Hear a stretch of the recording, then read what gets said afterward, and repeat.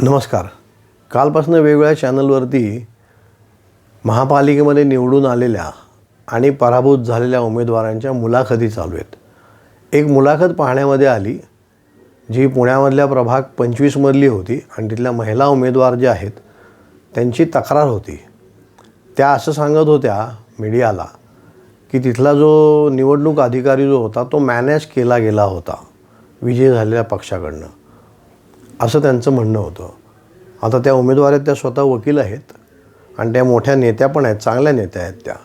आता ह्या प्रशासनापुढे त्यांची जर परिस्थिती अशी होत असेल तर सामान्य नागरिकांचं काय होत असेल. असो, पण प्रोसेस अशी आहे की मतदान व्हायच्या आधी या सगळ्या उमेदवारांना मतदान करायला मतदान केंद्रावर जाणारी मशीन्स किती आहेत आणि त्यांचे सिरियल नंबर, आणि मशीनमध्ये बिघाड झाला तर त्यासाठी बॅकअप असलेले मशीन्स किती आहेत त्याचे सिरियल नंबर हे त्यांना सही शिक्क्याने दिले जातात. तसे त्यांना दिलेले होते.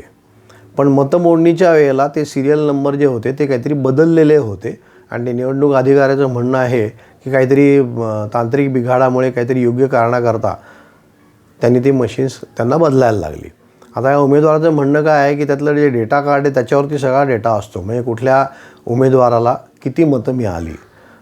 आता दोन प्रकारे हे टॅली करता येतं. एक म्हणजे मतमोडणीच्या दिवशी तुम्हाला नंबर सांगितला होतो की किती मतदान आहे, आणि मतदान होतं त्यावेळेला उमेदवार प्रतिनिधी जो असतो त्याला पण सांगितलं होतं की किती मतदान इथं झालेलं आहे, तर तो नंबर टॅली व्हायला पाहिजे.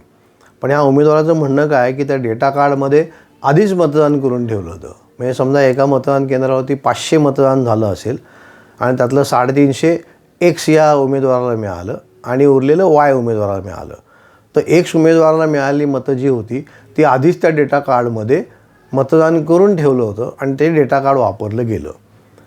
आता प्रश्न असा आहे की मतदान होतं त्या दिवशी तुम्हाला आकडा कळतो किती मतदान झालं, मग मतमोडणीच्या वेळेला तेवढं मतदान तिथे व्हायला पाहिजे, टोटली यायला पाहिजे टॅली. आता ह्याचा जो अंदाज आधीच विजय झालेल्या पक्षाने जर घेतला असेल ना की इथं 400 मतदान होणार आहे आणि मग ते दाखवा, तर ते अवघड आहे बरं का. मग एवढं मॅनेज करणं हे अवघड आहे खूप. मला वाटत नाही एवढ्या सहजासहजी होऊ शकेल. असो, पण याचा छडा लागला पाहिजे आणि ती प्रोसेस जी आहे ती सगळ्या उमेदवारांनी समजून घ्यायला पाहिजे, मतदारांनीही समजून घ्यायला पाहिजे आणि ती निवडणूक आयोगाने सर्व पक्षांना वेळोवेळी सांगायला पाहिजे आणि पक्षाच्या नेत्यांनीसुद्धा त्यांच्या उमेदवारांना हे शिकवलं पाहिजे, कारण त्यांच्यासाठी शिक्षण असतं. हे गरजेचं आहे होणं, ही माहिती असणं. त्याच्यातनंच कदाचित वोट चोरी जी आहे ना ती थांबू शकेल जर होत असेल तर. ओके, याची आपण सगळ्यांनी काळजी घ्यायला पाहिजे, सगळ्या उमेदवारांनी पण.